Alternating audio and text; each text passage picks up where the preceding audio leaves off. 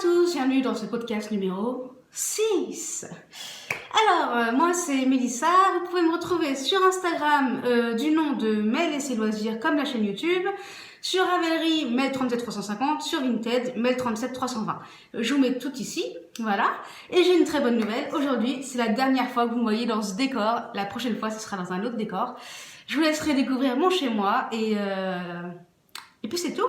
Bon alors, on est sur un podcast créatif, donc ici on parle tricot, lecture, dessin, diamond painting, pour l'instant très peu. Donc voilà, alors on va commencer tout de suite par les tricots, et j'ai un tricot en cours et pas de tricot fini.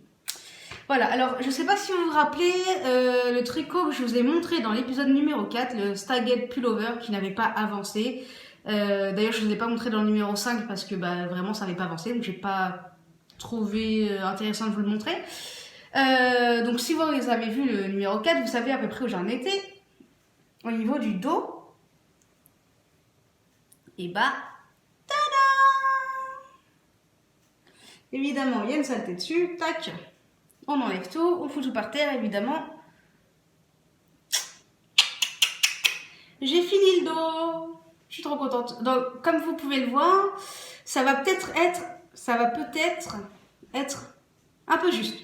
Ouais, parce que j'ai fait la toute petite taille, la plus petite, voilà, je vais y arriver. J'ai fait la plus petite taille, et ouais, du coup, c'est peut-être un peu juste, mais je compte le bloquer assez sévèrement, et puis je compte bien maigrir avant de le porter, hein, évidemment. Mais c'est pas tout, donc là c'est le dos, donc le dos est fini. Je crois que j'en étais à... Attendez, je me le mets dessus. J'avais passé l'erreur, donc je devais être là, à peu près. Évidemment, je suis pas très droit. Hop. Où est mon erreur? Où est mon erreur? Elle est là. Elle est là. Là, j'ai fait une erreur, donc ouais, je devais être un petit peu plus haut. Bon, voilà. Alors ça, c'est le dos. En une semaine, j'ai vraiment avancé de fou. J'ai beaucoup regardé Netflix. Là, récemment, j'ai rattrapé mes podcasts loupés de Triple L de Mag. Hop, et voici le devant. Oh, ça rend vachement mieux la caméra qu'en vrai. Oh, j'adore. C'est vrai qu'en fait, le devant, je l'ai commencé hier. Et en fait, du coup, j'ai continué ce matin. Donc là, j'ai pas fait grand-chose. Je crois que j'ai fait 30 rangs. De 40 à 60, ça fait 20 rangs. J'ai fait 20 rangs, donc vous voyez, c'est pas énorme. Mais n'empêche que j'ai pas eu le temps vraiment de regarder ce que ça rendait. Et je trouve que ça rend super bien. Et en fait là du coup j'ai tout juste commencé les emmanchures, mais vraiment tout juste, hein, voilà. Alors j'ai fait une connerie sur le devant. Ah, je suis emmêlée, ça commence bien. Alors voyons voir ma connerie. Je vais vous montrer tout ça. Hop, voilà. C'est compliqué. Je sais pas, oh, ça va être compliqué de vous montrer. Ouais, vous voyez pas grand chose, mais là en fait, je me suis aperçue que j'avais oublié de faire la diminution qu'on fait normalement tout le long pour que ça devienne plus petit, enfin plus centré. Et en fait, c'est là que je me suis aperçue, oups, j'ai oublié quelques diminutions. Donc je les ai fait tout d'un coup et ça fait un... Mais j'espère que ça se verra pas une fois tout assemblé. Alors, j'avais pour objectif, je vais descendre mon... Oh, j'avais pour objectif donc de tricoter tout le devant et tout le dos et de les assembler pour la semaine qui arrive, donc pour mon départ de la clinique. Et je pense que ça va être largement faisable parce que là je suis déjà aux emmanchures. On est samedi 28 mai, j'ai oublié de vous dire, il est environ 12h30. Donc ouais, là il me reste encore une petite semaine. Je pense que j'ai de quoi le finir. Que dire d'autre? C'est le pull Stargate Pullover. J'ai laissé mon patron sur le lit, tant pis. Donc il a été fait par Nora Gogan, il est au prix de 8 € et quelques sur Ravelry et il est en anglais et je le tricote avec de la Metallico de chez Hobby, coloris, j'ai envie de vous dire vert forêt, mais non, coloris 11. Voilà, et c'est du 70% polyamide, 21% acrylique et 9% laine de mérino. Alors, je le tricote dans l'ombre parce que, alors vous voyez, là il est dans l'ombre. Ça fait sombre. Comment vous montrer dans la lumière? Ah, je sais pas trop comment. Ah, j'y suis. C'est un peu compliqué. Bon, il est midi, donc la lumière n'arrive pas jusqu'à moi. Mais vous voyez un peu, quand on est dans la lumière, bah c'est trop en fait, ça fait trop pailleté. Et du coup, je vois rien. Voilà. Bon, voilà, donc je vous montre vite fait le diagramme. Tac. Comme ça, vous voyez rien. Alors, le diagramme, il est très facile à suivre, franchement. Enfin, ça a l'air compliqué quand on voit le pull. Mais pour moi qui suis pas une fan de torsade, qui suis plutôt jacquard, bah là, c'est plutôt très simple à faire. Donc vous voyez, j'ai commencé hier. Hier j'étais en jaune, là je suis en vert. Je change de couleur chaque jour. Donc clairement c'est simple. Hein. C'est vraiment très simple. Il suffit juste de suivre ce qui est dessiné et puis voilà, ça se fait tranquillement. Donc voilà pour ça. Je le continuerai juste après. Hop. Ah bah vous voyez un peu là dans la lumière. C'est légèrement dans la lumière. Vous voyez, ça brille beaucoup. J'ai oublié de vous dire, prenez-vous quelque chose à boire parce que ça risque peut-être d'être long. Peut-être un peu moins qu'avant parce que j'ai pas grand chose à vous montrer.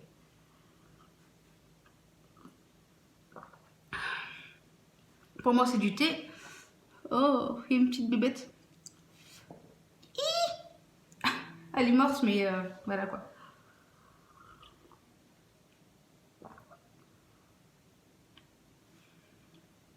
Et il est brûlant. J'ajoute de le remonter. Je dis, allez hop, je me mets à la vidéo. Hop, hop, hop, podcast numéro 6. Je suis trop contente en plus de faire ce podcast. Enfin, je l'ai attendu toute la semaine, ce moment. Donc voilà, on passe aux lectures finies. Donc je sais pas si vous vous rappelez, la semaine dernière, j'étais dans ce livre, dans le murmure des feuilles qui dansent de Agnès Ledig, et je vous disais que ça allait être un coup de cœur. Effectivement, c'est un coup de cœur. Voilà.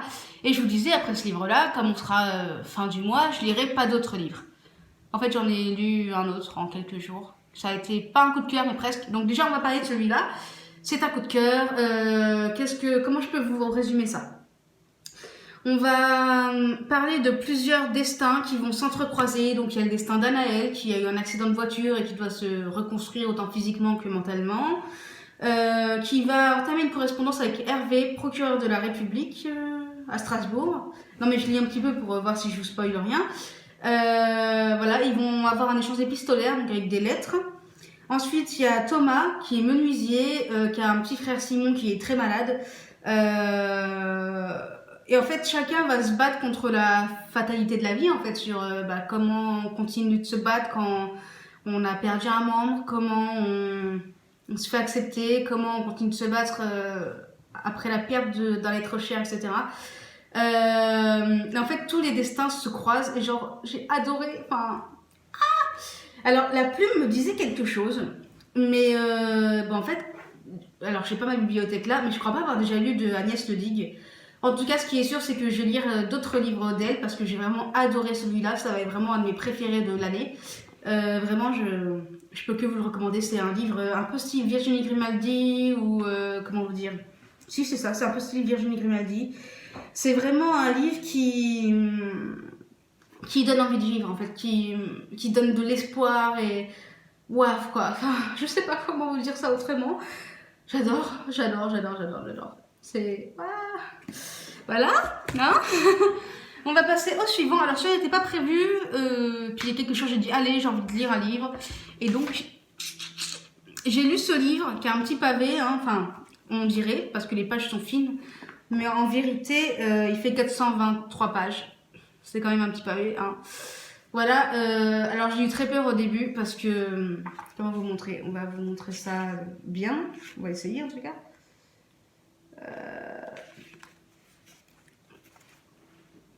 Voilà, c'est écrit vraiment très petit. Donc quand j'ai vu ça, je vais, mon Dieu, je vais jamais réussir à le finir avant la fin du mois. Mais en fait, le truc, c'est que c'est écrit très petit, mais il y a énormément de chapitres. Donc voilà, et puis les chapitres, il y a très peu de pages par chapitre. Enfin, c'est pas des chapitres, en fait, c'est juste c'est des alternances entre personnages. Par exemple, là, on est sur le noir, vous voyez rien, évidemment. Hop. Ouais, 3 pages après, on est sur Camille. Hop. Bon, forcément, je ne suis pas sur les bons chapitres. Voilà, 3 pages après, Erwan. Il y a des fois, ça veut dire qu'une seule page. Évidemment, je ne vais pas tomber dessus là. Mais enfin, vous voyez un peu le délire. En plus, c'est très compliqué de faire comme ça. Voilà, 3 pages encore. Hop, tranchant, enfin, etc., etc. Puis bon, ça défile en fait. Alors, ce livre, au début, j'ai eu du mal. Parce que déjà, j'avais un peu peur par l'écriture qui était petite. Mon livre, il est cassé au niveau de la tranche. si je vous montre comme ça, vous allez mieux voir. Voilà. Donc c'est un livre que j'ai eu l'occasion et il est très abîmé et ça me faisait mal au cœur. Et en fait au début j'avais du mal à rentrer dans l'histoire et en fait petit à petit je me suis laissée porter et waouh quoi, quelle histoire, quelle histoire, quelle histoire, quelle histoire. C'est pas un coup de cœur justement à cause du fait que j'ai eu du mal à rentrer dedans, mais une fois que j'étais dedans franchement j'avais pas envie de m'en aller. Donc c'est pas un thriller, c'est un policier qui parle d'enfants tués et kidnappés. Donc en fait, il y a une ancienne enquête d'enfants tués. Donc du coup, très récemment, 5 enfants sont kidnappés. Des enfants de... Comment dire? J'ai envie de dire de riches, mais c'est pas ça le mot qu'ils emploient dedans, c'est... attendez, je vais bien retrouver. La presse, qu'est-ce qu'ils disent déjà? Des enfants de... Évidemment, je vais pas retrouver quoi.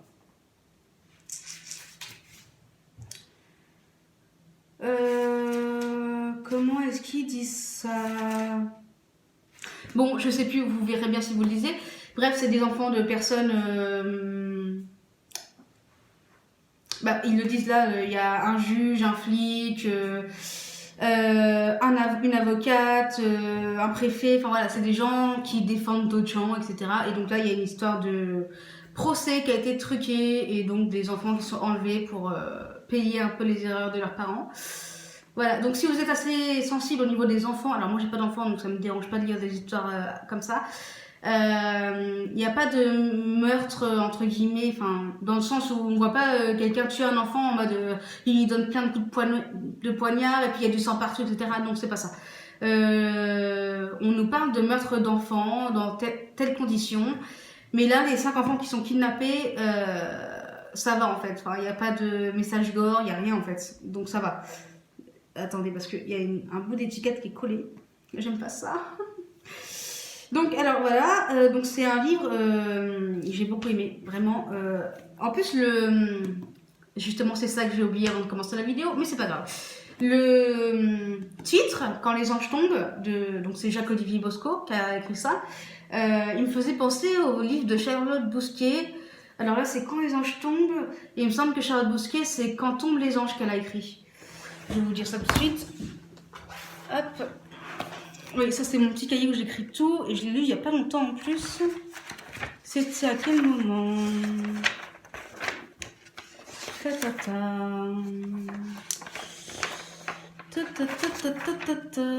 Bah alors, Là où tombent les anges. Bon, voilà, Là où tombent les anges et là c'est Quand les anges tombent. Donc il y a des anges, j'adore. J'adore quand il y a des anges quelque part, quand il y a une belle couverture et tout. Et donc là, j'ai adoré quoi. Ça se finit bien. Voilà, pas de soucis. J'aime bien quand ça se finit bien. J'étais un peu triste par rapport à un événement avec un enfant et tout. Et en fait, non, tout va bien. Donc voilà, c'est du coup les 2 livres que j'ai lus cette semaine. Et donc là, pour le coup, je pense que je peux vous dire sans me tromper que je vais pas relire de livres avant la fin du mois parce qu'on est le 28. Et que j'ai pas envie de commencer un livre alors que on va arrêter le mois et qu'on va recommencer un autre mois. Après, je vais être perdue dans mes calculs. Il a commencé à refroidir, ça fait du bien. En tout cas, là, j'ai compté et du coup, la fin du mois de mai, j'ai lu 2 livres de plus que l'année dernière à la même période. Donc, c'est cool. Surtout que j'ai été hospitalisée 3 mois, mais dont 15 jours sans pouvoir lire. Donc, c'est pas mal. Et puis, encore plus longtemps sans pouvoir tricoter. Et en tricot, je fais des grands trucs, donc c'est cool. On va parler maintenant dessin. Et je vois que là, j'ai une feuille qui... Bon, ça va, c'est une feuille vierge. Alors, en dessin, j'en ai 3 à vous montrer. Il y en a 2 que vous avez vus la semaine dernière. Dernier podcast, le numéro 5. Donc, celui-là... Voilà. Que la semaine dernière, vous avez vu à l'état de croquis, il me semble. Donc, là, il est colorié, en fait. Voilà. Donc c'est un ange avec des ailes, avec des pétales de rose. Je vais vous le mettre comme ça. Voilà, que dire d'autre, avec une auréole qui fait penser un peu à un démon, parce que je pense qu'on n'est pas totalement ange et on n'est pas totalement démon non plus. Il y a toujours une part de bien et une part de mal en chacun de nous. Donc voilà, Et puis les pétales de rose, c'est cadeau, c'est parce que j'adore. Les cheveux enveloppants pour protéger la personne et pas voir ses fesses. Non, c'est plus les cheveux, les longs cheveux enveloppants, je trouve que c'est symbole de protection en fait. On se sent dans un cocon, voilà. Donc voilà, premier dessin, on va le mettre là. Deuxième dessin qui n'est pas du tout colorié, pour le coup, c'est celui-là. Donc voilà, alors en fait j'ai voulu le laisser un peu en état de croquis, mais je voulais que ça fasse un peu plus, comment dire, élaboré. Je voulais pas mettre de couleur, je trouvais qu'avec de la couleur ça irait pas, donc du coup j'ai fait ça. Donc j'ai repassé les contours en noir et puis les endroits noirs en noir, voilà. Et puis voilà, donc ouais, c'est un peu la goutte d'eau qui fait déborder le vase, vous voyez le délire. Voilà, voilà, ok. Donc ça va très vite là cette semaine parce que j'ai pas grand chose à vous montrer malheureusement. J'espère que la semaine prochaine j'aurai plus de choses, mais ça m'étonnerait. Alors on passe au dernier dessin, qui est un dessin que j'ai fait hier soir. Enfin le croquis était prêt depuis quelques jours. Et je l'ai fini vraiment hier. C'est très spécial. Voilà.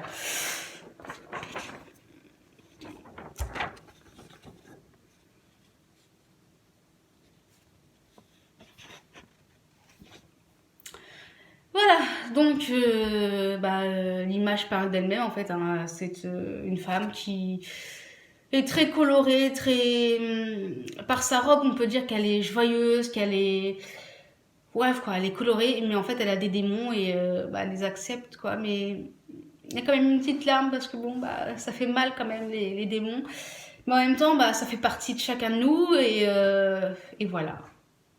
Ouais, je le trouve un peu loupé ce dessin. Enfin, il est dans la signification, il est joli, mais j'aurais voulu qu'il soit un peu mieux au niveau de la réalisation. Enfin bref, voilà, c'est comme ça. Hein, on va pas changer le monde. Donc voilà, j'ai plus rien à vous montrer. On va parler vite fait de deux autres choses dont je vais vous parler depuis plusieurs podcasts et que j'arrête pas d'oublier.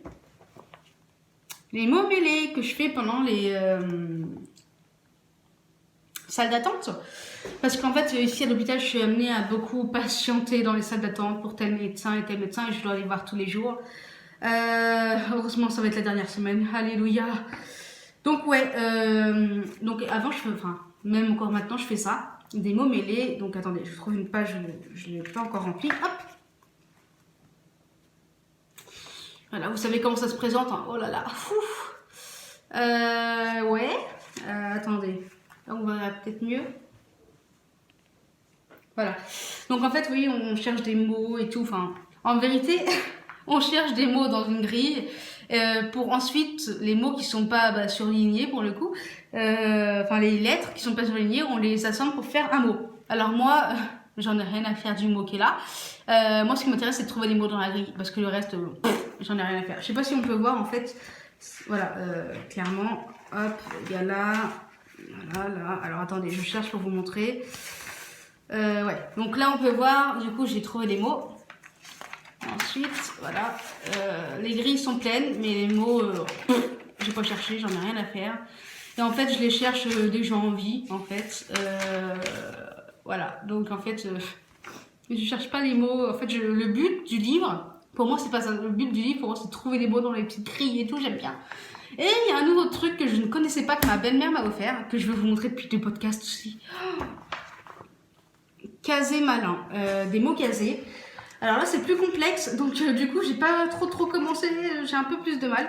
Surtout qu'en fait dans les salles d'attente en général on discute un peu, donc si je fais ça, c'est plus compliqué de me concentrer et de faire ça plutôt que de faire ça en fait.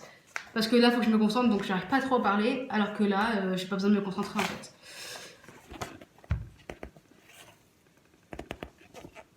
Voilà, donc clairement, j'ai fait que 2 pages. Hein. Pour le coup, là, ça complique un peu les choses.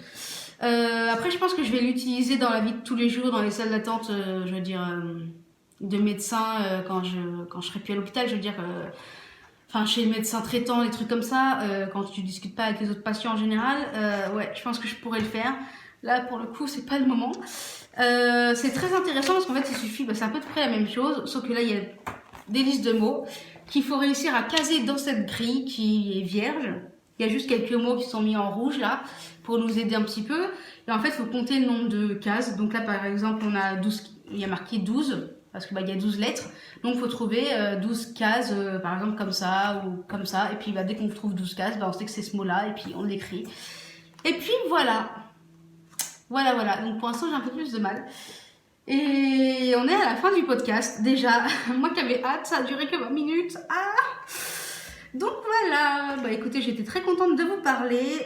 J'ai hâte de vous retrouver la semaine prochaine dans un nouveau podcast.